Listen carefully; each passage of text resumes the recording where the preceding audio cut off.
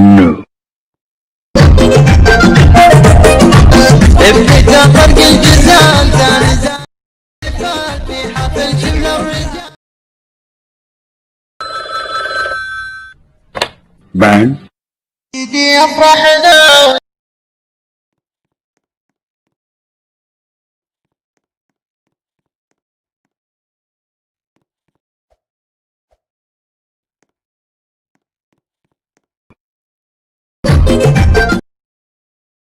ابتدى طرق ثاني زال الاحتفال في حفل شمل الرجال. بعد ايدي افرحنا.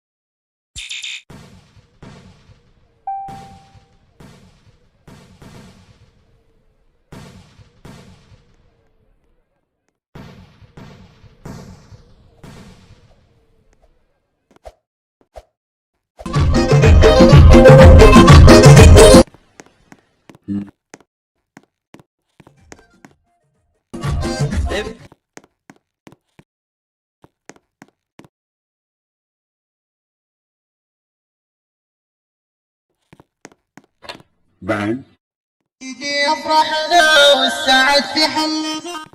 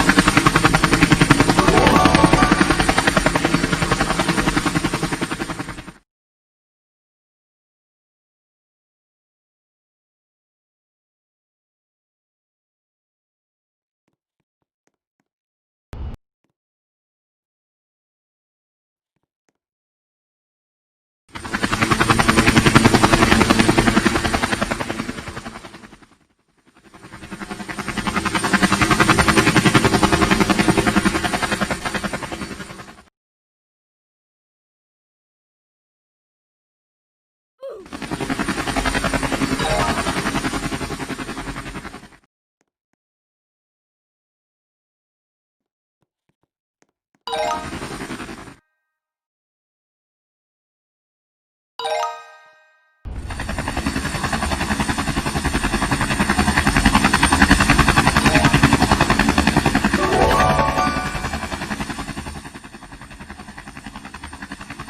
grooming audience. Today we're going to talk about three of the relative adverbs: where, when, and why. And this over here is Peggy the Dragon. And we're going to use the story of Peggy the Dragon in order to figure out how to use these relative adverbs. You may be looking at these words and thinking that they look an awful lot like question words. And you're right, they are. These are question words. But you can also, so you can use them to ask a question like, where are you from? Because we use the word where to figure out where stuff is in space. So, where figures out place. So Peggy could respond and say, that is the cave where I grew up. And you can see that where here is not being used in a question way. It's actually connecting the clause I grew up to cave. And this is why we call this a relative adverb, because the word where modifies the word grew. It's I grew up where, and it also connects this whole thing to cave. Because where did Peggy grow up? A cave. And it connects this whole chunk to the rest of the sentence, to the sentence being that is the cave. We use the word when to ask questions about time. So if I ask Peggy, you're a dragon, when did you learn to breathe fire? Because all dragons can breathe fire. She would say, I learned to breathe fire when I was 10 years old. So again, we're using this word when to connect these two ideas. When did she learn to breathe fire? When she was 10 years old. And technically, when is an adverb that modifies was. Finally, we use the word why to figure out reasons for doing stuff. So if something strange were happening in the countryside, and I asked Peggy, oh, mighty dragon, do you know why it is raining fish? Peggy could say, I don't know why that's happening. So again, we've got these two clauses, that is happening, and I don't know, and why connects and relates them. And why is modifying is happening here. And there are other relative adverbs, like while is another way to say when, and whence, which is archaic, and nobody really uses it, but it's another way to say where. And if you're familiar with Romeo and Juliet from Shakespeare, you've probably heard the word wherefore.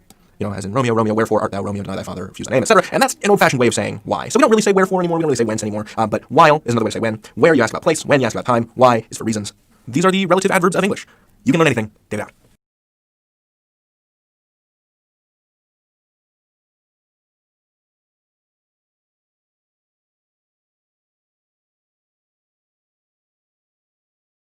And this is something that I didn't really know about before I started preparing to teach this course, is that there is a specific order that adjectives go in English.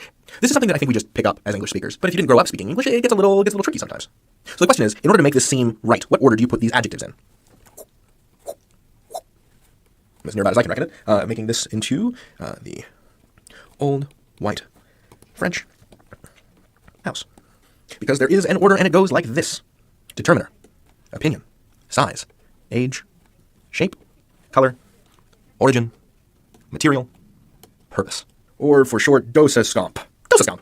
Oh, okay, that's actually kind of a thing. So a dosa is a South Indian flatbread, and scomp, I'm going to say, is a word for eating. It's not a word, that's a made-up word, but dosa scomp. Sounds like scarf to me. Or chomp. And both of those are verbs that can denote eating, as well as scarf being a garment. So, dosa scomp. I just want you to imagine sitting down to a delicious South Indian meal and scomping on some dosa. So, dosa scomp. Determiner, and that's words like the or an. Opinion, this is, when you're describing something, there are certain descriptors that not everyone would agree with, so if you're looking at a piece of black metal, everyone will be able to agree that it is black, but if you think it's cool looking or ugly looking, anything that anyone could conceivably disagree about, that's an opinion. So, cool, for example, that would be an opinion. Size, so the cool, big, old, square, black. And origin usually can be, where it's from. So let's say Texan, and then, okay, so we have material, so let's say leather, because leather can be black, and then purpose. This is sort of where we would use what's called a participle or a gerundive to determine what the thing is for. So if we were talking about, I don't know, a lawnmower that you ride around on, right? That's Whoa! I'm recording this from you. The thing itself. So we're looking at, okay, so this thing is the cool, big, old, square, black Texan leather riding mower. But frankly, in most normal English sentences, you're probably never going to use more than 3 adjectives to describe a given thing, like old thing, mower. A lawnmower that you ride around on, right? That's called a riding mower. Right, and the last thing here is the thing itself. So we're looking at, okay, so this thing is the cool, big, old, square, black Texan leather riding mower. But frankly, in most normal English sentences, you're probably never going to use more than 3 adjectives to describe a given thing, like old white French house. Now, sometimes you might find yourself using more than one adjective that fits into the same category. So you might say the exciting, unparalleled green dragon. And you'll notice I put a comma there, because when you use 2 adjectives from the same category, so 2 opinions, the exciting and unparalleled, you want to separate them with a comma. But generally, if you're just scooting down the dosa scomp, old white French house, you don't need to separate these non-coordinate adjectives from each other. And we'll get more into commas in the punctuation section. But for now, all you need to remember is dosa scomp. And if you've never had a dosa, I strongly urge you to look up recipes online, go to a South Indian restaurant, and make and eat this delicious food. And then you're just going to stomp on some dosa. So determiner, opinion, size, age, dosa, shape, color, origin, material, purpose, and then the thing. That's the order that adjectives go in English. Why is this? I have no idea. Sometimes language can be really, the word I tend to use is arbitrary. You can call it random if you like. This is just the way that we've arrived at this order is just basically through random chance and convention. And what seems to sound right. And what sounds right for English isn't always what sounds right for other languages. For example, the way we're using adjectives here, we're always putting them to the left of whatever they modify. The exciting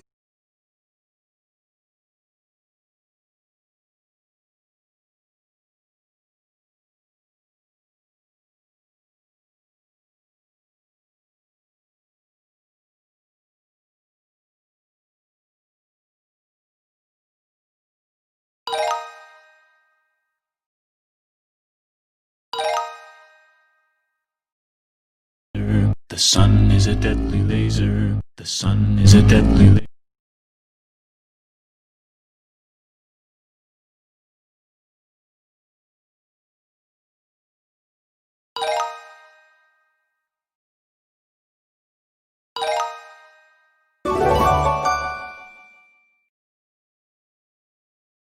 Hey, grammarians. Hey, Paige. Hi, David. Hey, so Paige, I went to the grocery store yesterday, and I got this apple, Okay. and I put it in the fridge. And this morning, when I opened the fridge, the apple was all like gross and sticky and mushy, and I really want to write a letter to the grocery store and say, hey, you sold me a gross apple. Yeah. But I'm stuck.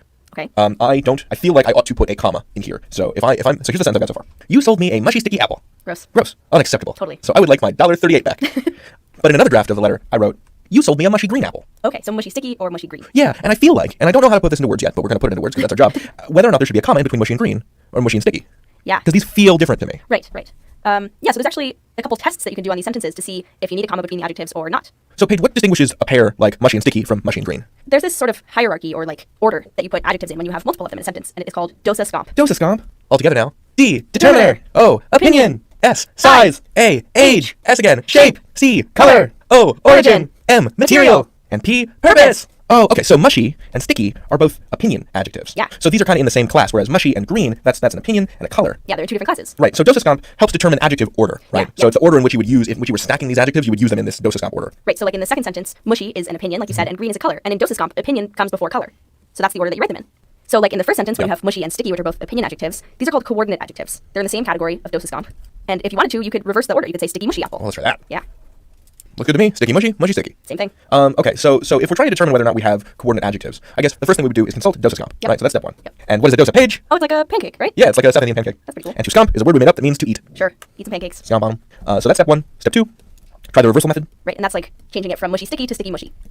And step three is stick an and in there. If you can reverse the order of the adjectives and you can put and in between the two of them, then they're coordinate adjectives.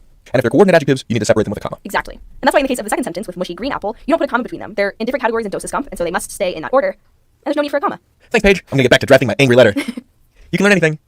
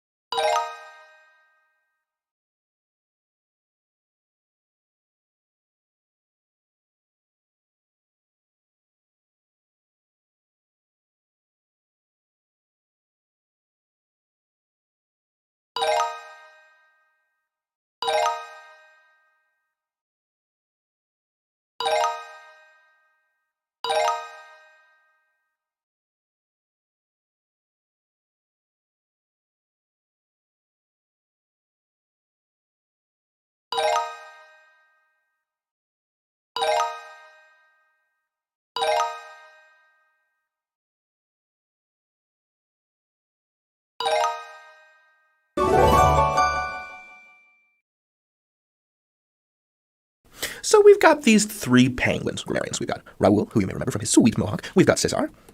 And we've got Gabriela. Three Magellanic penguins from Argentina. Whoop.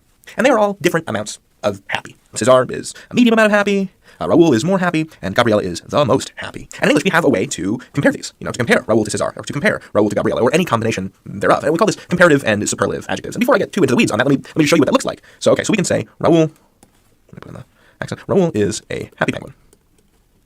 He's got all the fish he wants. Life is good. Raoul is happier than Cesar. This is what we call comparative, because we're comparing Raoul to Cesar, and we're comparing their happiness levels. And Raoul has more happiness in him than Cesar does, for Cesar. However, Gabriela is the happiest penguin. Ta-da!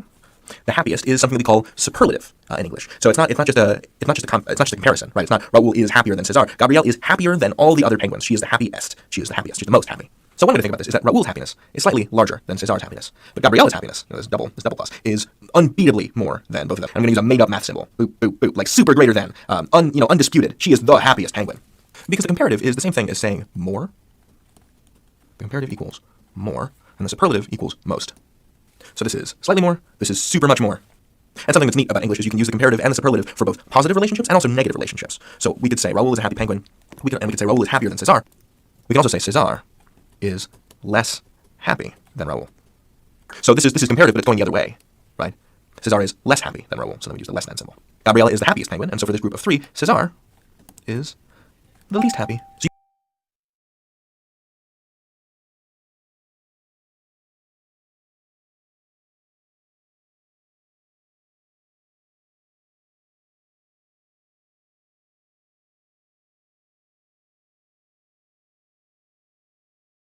is less happy than Raoul. So this is comparative, but it's going the other way, right? Cesar is less happy than Raoul, so then we use the less than symbol. Gabriela is the happiest penguin, and so for this group of three, Cesar is the least happy. So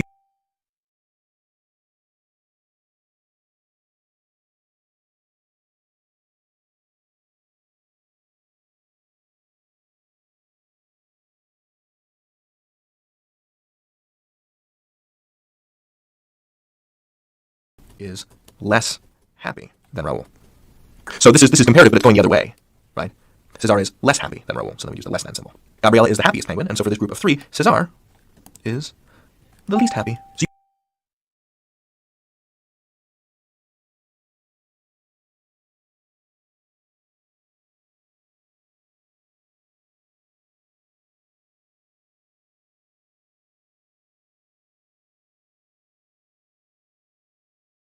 is less happy than Raoul. So this is comparative, but it's going the other way, right? Cesar is less happy than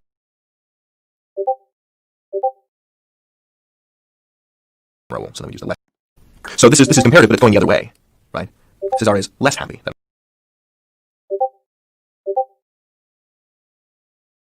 Raoul, so then we use the less. So this is